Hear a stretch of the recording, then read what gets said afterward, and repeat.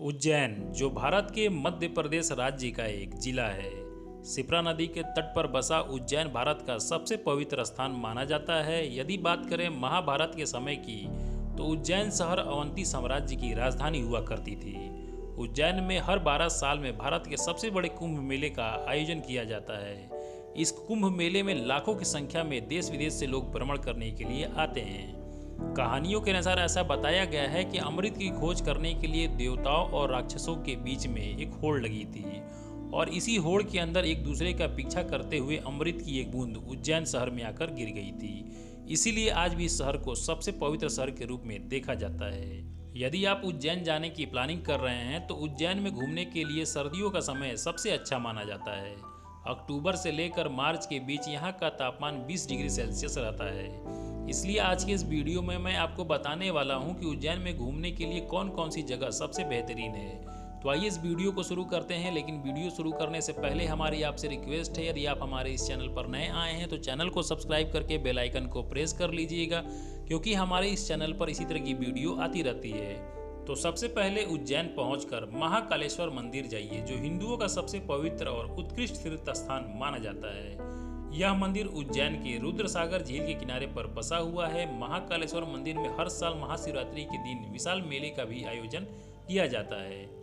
इसके बाद रामघाट मंदिर जाइए, और ऐसा माना जाता है कि रामघाट मंदिर में स्नान करने से मनुष्य के द्वारा भूल से किए हुए पाप नष्ट हो जाते हैं। और जैसा कि मैंने आपको बताया कि उज्जैन में हर 12 साल पे कुंभ मेले का आयोजन किया जाता है और इस मेले में आने वाले सभी भक्त इसी रामघाट मंदिर पर स्नान करते हैं। इसके बाद आप काल भैरव मंदिर जाइए, जो पूरे देश भर में काफी चर्चित है। यह मंदिर काल भैरव को समर्पित है, जो भगवान शिव का एक उग्र रूप है। हालांकि उज्जैन में बहुत सारे प्रसिद्ध मंदिर मौजूद है, लेकिन काल भैरव मंदिर उज्जैन के सबसे सक्रिय और प्रतिष्ठित मंदिरों में से एक है, जहां हर दिन हजारों भक्तों की भीड़ लगी रहती है। इस मंदिर में भगवान को शराब का भोग लगाया जाता है, इसलिए यहाँ आसपास शराब की बहुत सारी दुकानें आपको देखने को मिल जाएंगी। महाशिवरात्रि के दौरान मंदिर में सबसे अधिक भक्तों की भीड़ लगती है और कई आकर्षक गतिविधियां देखने को आपको मिल जाएंगी। इसके बाद आप जंतर मंतर जा सकते हैं, जो उज्जैन शहर का लोकप्रिय पर्यटक स्थल है। इसे वेधशाला के नाम से भी जाना जाता है। यह भारत में सबसे पुरानी वेधशाला है, जो उज्जैन में घूमने के लिए सबसे प्रसिद्ध स्थानों में से एक है। जंतर मंतर का निर्माण महाराजा जय सिंह ने 1725 और 1730 ईस्वी के बीच में ज्योतिषियों को उनके शोध और अध्ययन के लिए बनाया था। यहाँ कई समय की गणना करने वाली उपकरण प्रदर्शित किए गए हैं। साथ ही यहाँ पर्यटक कई यंत्र भी देख सकते हैं। इसके बाद चिंतामणि गणेश मंदिर जाइए, जो शिप्रा नदी के करीब स्थित है। यह उज्जैन के सबसे प्राचीन गणेश मंदिरों में से एक है, जो मुख्य रूप से भगवान गणेश जी को समर्पित है।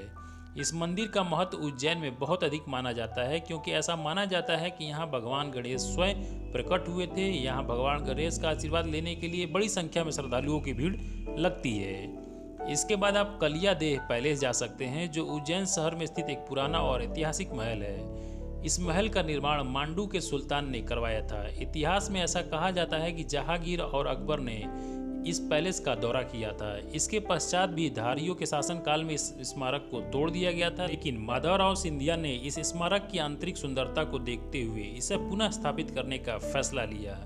इसके अलावा महल के पास 2 प्रसिद्ध कुंड है, जिसे ब्रह्मा कुंड और सूर्य कुंड के नाम से जाना जाता है। इसके बाद हर सिद्धि मंदिर जाइए, जो उज्जैन का एक महत्वपूर्ण मंदिर है। यह मंदिर देवी पार्वती को समर्पित है और यह भारत के 51 शक्तिपीठों में से एक है। दोस्तों, भाव भक्ति के अलावा यदि रोमांटिक जगह की बात करें तो उज्जैन में WWF वाटर पार्क स्थित है, जो बच्चों और बड़ों के लिए बहुत ही रोचक स्थान है। यदि आप तीर्थ स्थानों को घूम चुके हैं तो वाटर पार्क आपके लिए बेहतरीन जगह है। इस वाटर पार्क में आप अपने बच्चों और परिवार के साथ कुछ पल मनोरंजन के भी बिता सकते हैं। इसके बाद यहाँ पर रुकने का भी व्यवस्था है और आराम से आप यहाँ घूमने के बाद ठहर सकते हैं। तो दोस्तों, आपको हमारी यह वीडियो कैसी लगी मुझे कमेंट बॉक्स में बताइएगा, और अच्छी लगी हो तो वीडियो को लाइक कर लीजिएगा और चैनल को सब्सक्राइब कर लीजिएगा, क्योंकि हमारे इस चैनल पर इसी तरह की वीडियो आती रहती है।